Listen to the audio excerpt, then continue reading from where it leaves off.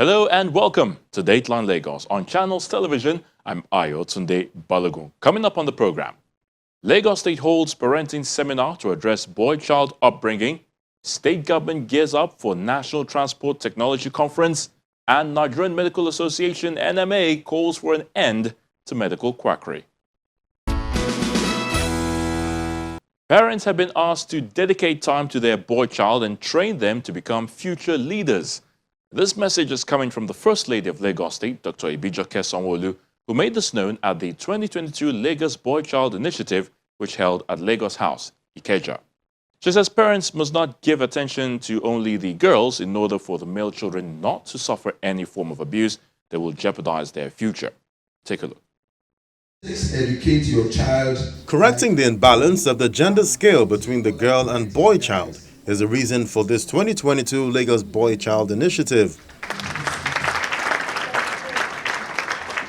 It is a parenting seminar organized by the Office of the First Lady of Lagos State, Dr. Ibijoke Sanwo-Olu, to educate mothers, fathers, guardians, religious groups on how best to train their children without neglecting any of them, irrespective of the age or gender. The speakers at the event take turns to enlighten the gathering, kick-starting with a case for the boy child, and the first speaker harped on the need to make them responsible. We're here to say that the boy child needs some concentration, that we need to do more about the boy child. And I would like to ask, if you have 5 children and one of them becomes successful and 5 of them becomes unsuccessful, would you say that you passed the parenting exams? Obviously. I don't think any of us would actually say that we did. And who would you hold responsible for failing the parenting exams? We're all going to hold ourselves responsible. I'm a mother. I have a set of twins, 12, and they're in secondary school.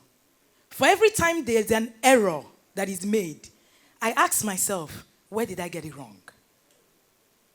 And that's the conversation. I know that bad children can come from good homes. I know. But I also know that if you parent on probability, the result will be probability.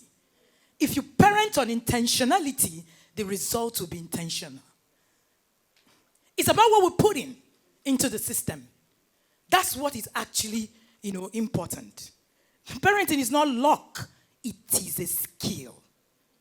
One of the many assumptions and myths that I have come to this generation to actually preach is that we need to learn how to raise people. There's a pressure of the perfect child. The pressure that you want a child to be perfect. There's something you see in a child. You're constantly comparing your child with other children. Because you just think, oh, my child needs to be best in this school. Now we're raising boys who are just saying, go and read. After they read, what next? Responsibility is the core of manhood. If you do not raise a responsible son, then you haven't raised a man. We need to stand up to the responsibility of the day. The reason why we're having the gap is because these boys do not know who to look up to. They don't have models. There's nobody to speak to. Fathers, I have a message for you. Men raise men. Stand up to the occasion. A medical practitioner points out how to identify signs of mental health issues in children. What are the ways to prevent mental illness in children? Number 1 is to build trust. Basically, the parents need to be present. You have to be aware of what is happening in children. You have to build trust. You have to foster healthy relationship. When you are not around your children to know or to understand them, because we also understand that the economic situation of the country is hard. Parents have to go to work from the morning. Before you wake up, they have gone because they want to beat traffic. And also in the evening, they come back late. And they don't have much time with the children other than the house help or even the schools. So some things might happen along the way. So you need to have a relationship with your children, have time, take them out, understand their problems, be there for them. And when they come to you, don't just say, daddy is busy, mommy is busy, no time, and then just discard them off.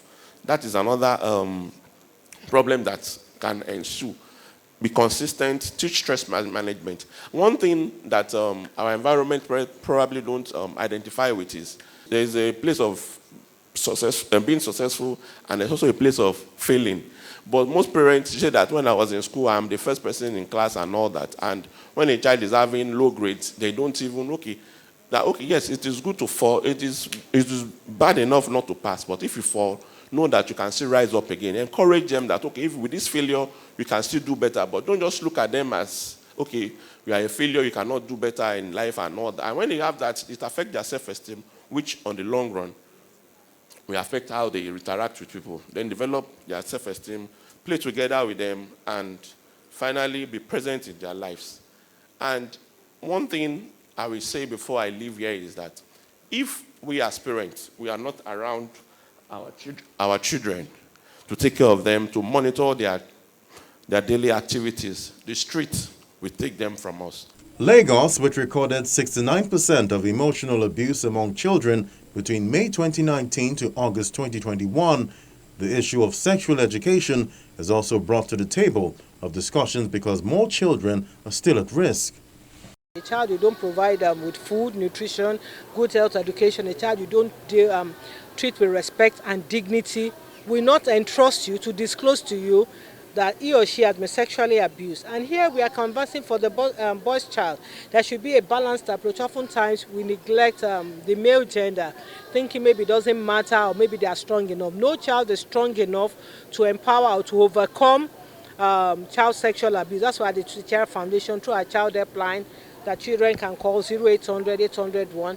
We provide professional counseling, information, emergency intervention, and referral services to the boy child. And we need to listen to them. Please believe your child.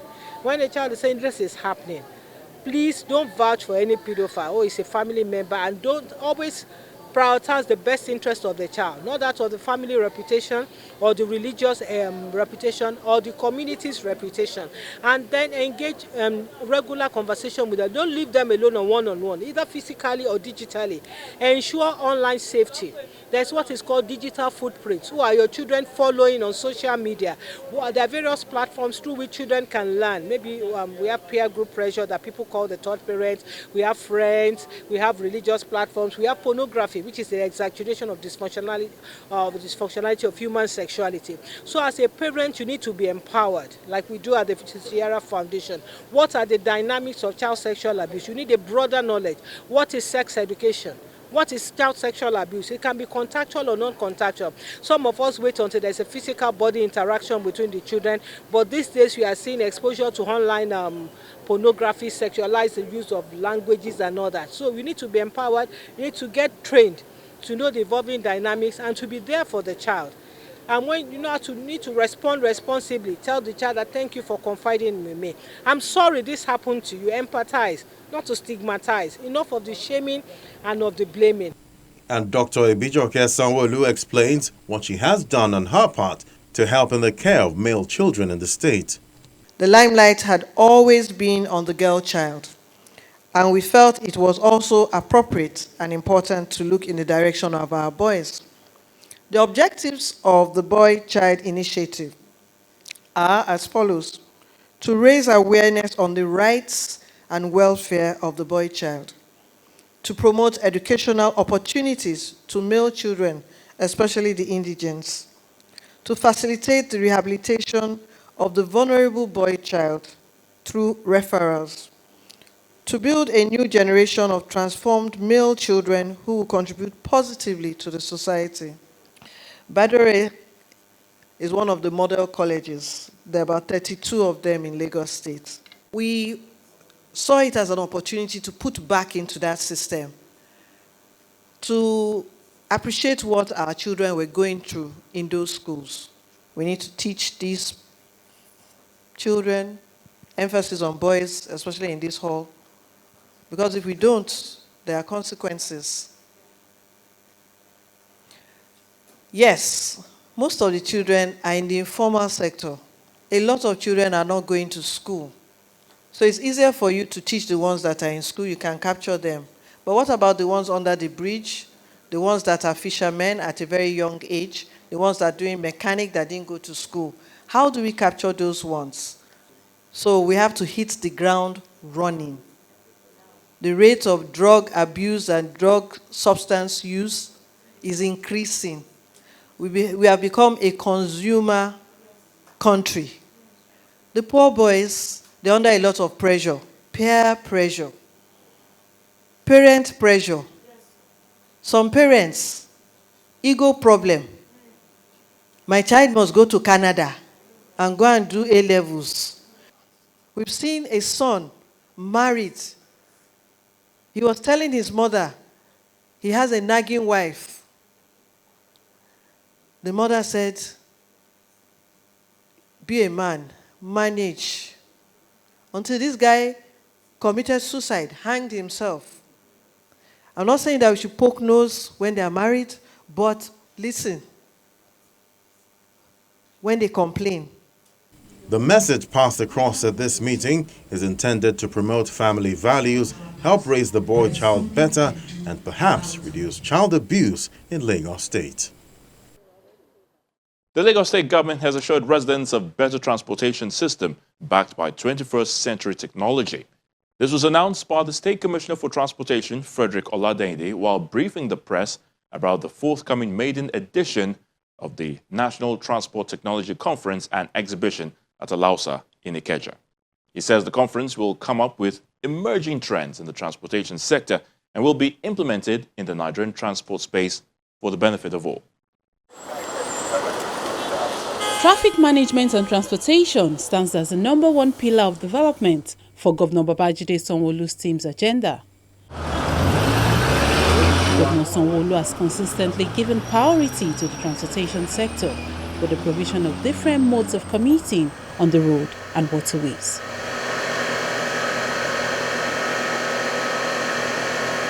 The Red Line is also currently receiving attention as the state government races for time to deliver the Blue and Red Line projects.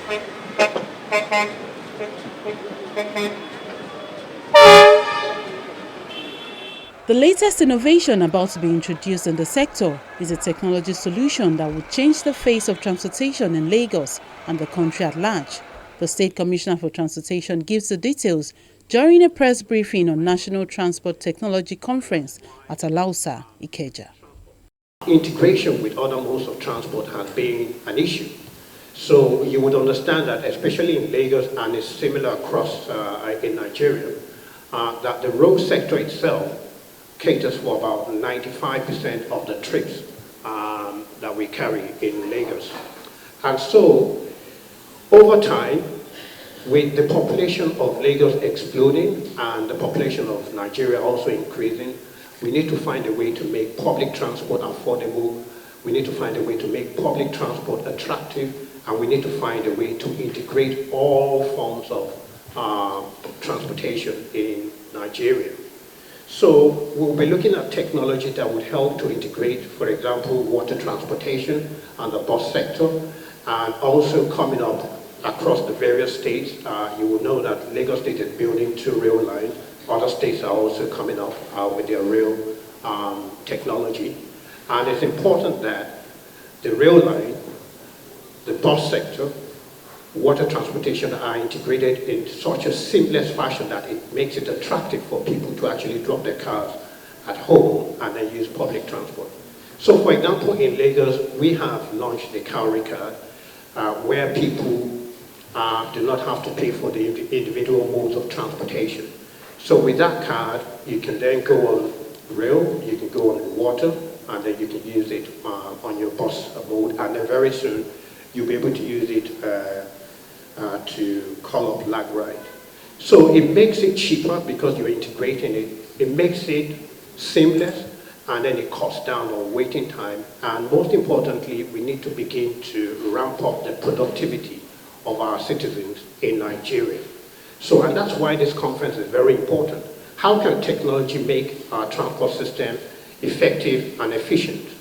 How can we deploy technology in such a way that we can schedule our bus, the number of buses that will traverse a particular corridor in an hour? How can we integrate in such a way that when you board your rail and then you get off and then you want to get the bus, We try and minimize the waiting time to about 5 minutes. All this can only be done using technology. And most importantly, with the current debate on climate change, how can we drive down greenhouse gas to zero emission? And the only way to do that is to transit from where we are now to electric. But there will be some issues, there will be some hurdles. How do we overcome those hurdles? And these are all the issues that we'll be discussing at the conference. He also says the bus rapid transit system already has an app that helps make commuting a lot easier. And the same will be done for the Red Line. What we're doing is deploying intelligent transport system that is able to acquire all this information and then optimize people's movement in such a way that there's a seamless movement from one point to the other.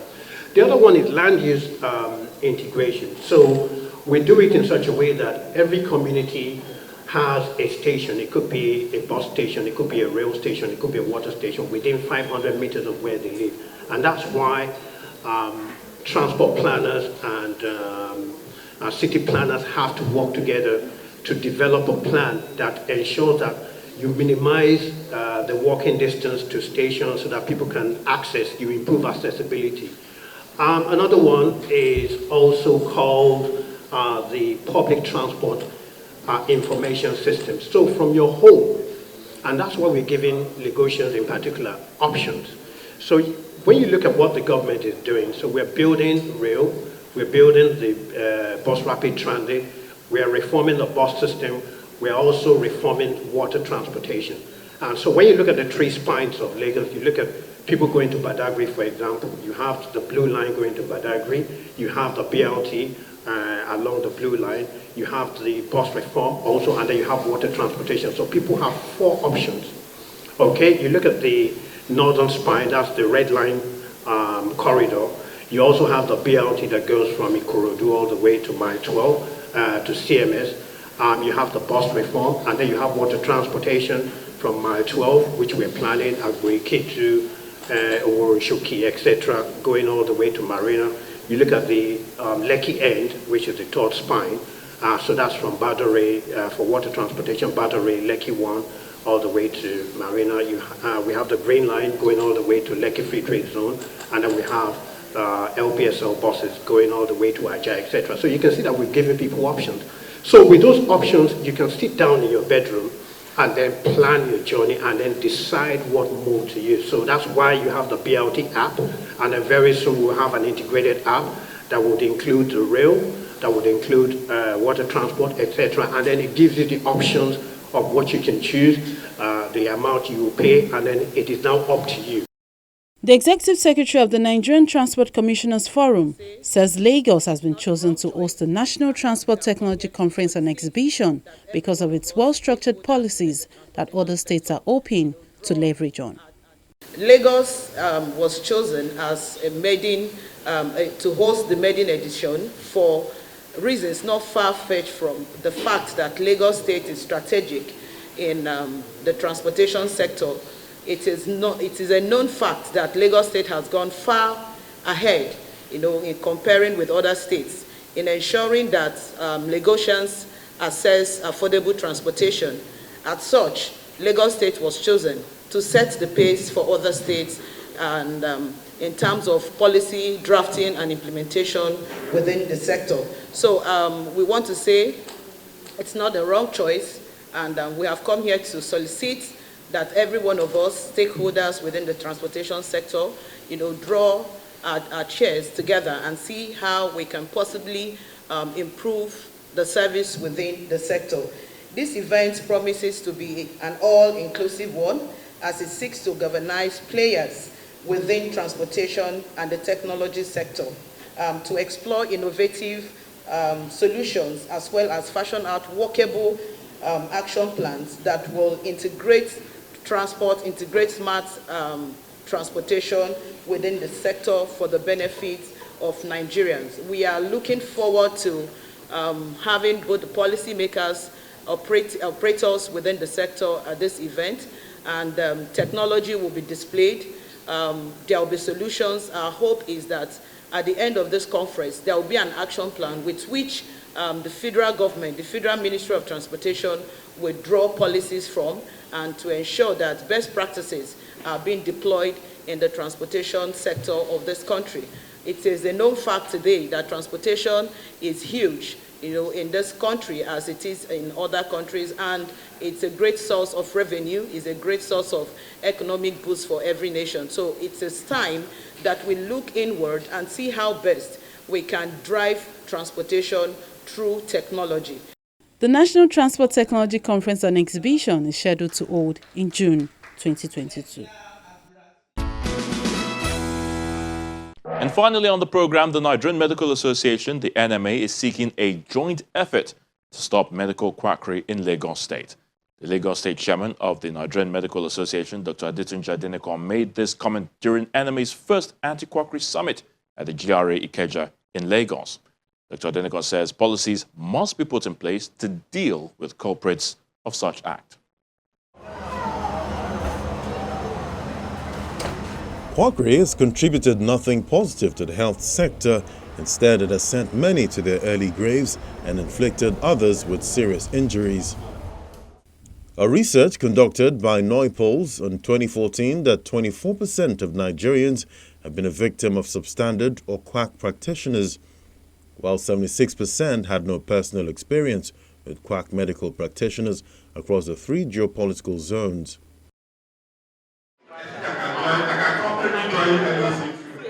In Lagos, the Nigerian Medical Association of Nigeria's maiden anti-quackery summit seeks to address this issue. That we understand that quackery exists, and we understand that if we don't take it out of the way, we will not be able to achieve the universal health coverage that the WHO has talked about. We have apprehended people, but what happens then is, I think the highest that they ever been charged for is impersonation. That they're impersonating, but nothing actually is in place to say that this is against quackery. Whatever you do is so yes, so fine. And so we are also hoping that this discussion can germinate, can move up to getting an anti-quackery law in the States. This meeting to give this talk, The first Nigerian and West African to specialize in rheumatology, Professor Olufemi Adelowo says qualified doctors must be registered under the regulatory body for easier identification of quack doctors. Another thing to detect what could be quackery is a product covering so many conditions that have no link in terms of pathogenesis. Then they offer discounts or packages. When you see somebody offering discount or packages or buy one, get one free, there is something wrong somewhere there. What are the solutions, which is the final thing? I think we as practicing doctors, we must register with our authorizing and professional bodies. We all must have a number which can be checked online, so that when you go into this particular center, you can check the name and the number and to see whether it's registered as a doctor or not. The State Commissioner for Health, Professor Akin Abayomi, joins the summit virtually, promising that the state government will join hands with the NMA to curb quackery. We're going to join hands with you, and we're going to make sure that we really advance the anti-quackery agenda in Lagos and ensure that we back this up with policy, with guidelines and law, and that we can enforce it so that the right people who are trained, have spent time learning their trade, are able to practice freely without being threatened by quacks, and that we're protecting our population from the inevitable bad experience and probably bad consequences that come out of the practice of quackery. Meanwhile, the wife of the Lagos State Governor, Dr. Ibijoke Sanwo-Olu, who is represented by Dr. Osayintolu, gives her opinion on the matter. We need to scale up and solidify the synergy between the government and various professional associations in the health sector to ensure that medical quackery is given the attention that it deserves. From the doctors to nurses, pharmacists and lab scientists, among others, concerted efforts must be made to eliminate medical quackery in our state and thereby safeguard the health of our people. I believe there must be fitting justice to the perpetrators in order to serve a note of caution to others that Lagos means business as far as confining medical quackery to the dustbin of history. I am particularly concerned about the fact that a lot of our expectant mothers still patronize quacks who claim to be traditional birth attendants while illegally practicing orthodox medicine. These quacks, like the popular Fela song, leave sorrow, tears, and blood to our people by killing their newborns, pregnant teenage girls, under 5 children, and even expectant mothers who patronize them for treatment, delivery, or illegal termination of pregnancies. Therefore, as part of the action plan to fight medical quackery, massive enlightenment initiatives must be factored in, especially to educate our people on the dangers inherent in patronizing quacks. The larger community also has a responsibility to expose medical quacks operating in our communities. For the administration of Mr. Babajide Olushola Sanwo-Olu, the commitment is to continue to ensure that no stone is left unturned, especially in terms of embarking on interventions that will promote health and provide good quality of care that is accessible to all citizens. Participants at this summit are optimistic that deliberations at this summit will put an end to medical quackery and stop harm to the populace.